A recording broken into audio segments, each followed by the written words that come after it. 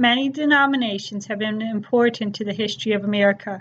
Even a cursory overview of the colonial period will mention Anglicans, Separatists, Congregationalists or Puritans, Presbyterians, Baptists, Methodists, Quakers, Catholics, and more. Each Christian in America may be tempted to claim that his or her religion impacted America in the best way, but an objective view of the world prompts a Christian historian to examine the roles of other belief systems. Of the varied denominations in the United States, the Quakers have had a unique impact upon the nation. From their earliest days in America, the Quakers have helped shape the nation by remaining faithful to what was right, even when their ideas were not popular. From their beginnings in England, the Society of Friends, nicknamed the Quakers, keenly felt their unpopularity. Under their leader, George Fox, they descended from the Church of England, but they fell even further out of favor with the government than the other dissenters because of their beliefs. According to ushistory.org, Quakers are pacifists, believe in equality to the point of refusing to bow to nobles and royalty, and refuse to take oaths. Therefore, many of their men were arrested and placed in jail, as England feared these beliefs meant lack of loyalty. Even as English people moved to the New World, the Quakers could not find rest among their fellow men. According to Mark A. Knoll, the Puritans of Massachusetts fined, whipped, and even hanged Quakers for preaching their message about an inner light and criticizing formal external religion. Although Roger Williams did not like Quaker doctrine, he nonetheless reluctantly allowed them to settle in Rhode Island. Finally, one of the Quakers, William Penn, established the colony of Pennsylvania, though giving the Quakers a home.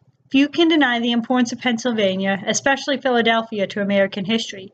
In Philadelphia, Thomas Jefferson and his associates penned the Declaration of Independence, the early United States government established its capital, and a group of delegates penned the United States Constitution. In addition to these wonderful political bestowments to posterity, the colony of Pennsylvania also allowed high degrees of toleration, not only for those from other religions besides Quakerism, but also toward the Native Americans. This set the standard of freedom of religion in America today. However, according to Knoll, the problems were not completely free and clear by the Revolutionary period. The Quakers' doctrine did still prove problematic during the War for Independence, as their pacifistic beliefs caused them to be fined or to lose property when they would not enlist in the military. Despite these struggles, the Quakers continued to do good for their fellow countrymen, particularly as they stood against slavery.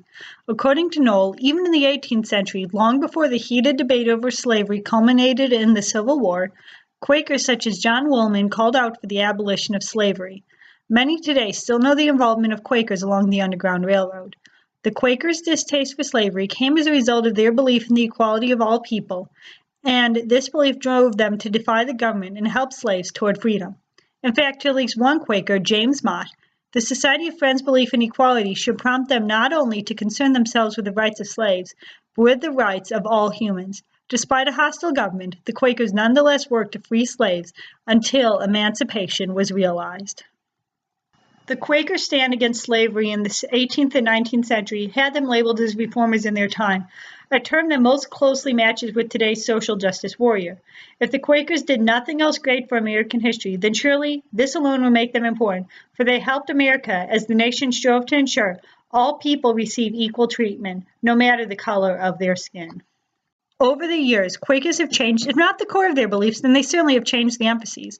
Joseph John Gurney of England visited America in 1837 after several Quakers left their yearly meeting because of an evangelical strain among some Quakers. Gurney did encourage the Quakers to maintain their belief in the inner light, the idea that God reveals teachings to his people even today, but he also encouraged them to emphasize other Christian ideas such as scriptural authority and holy living.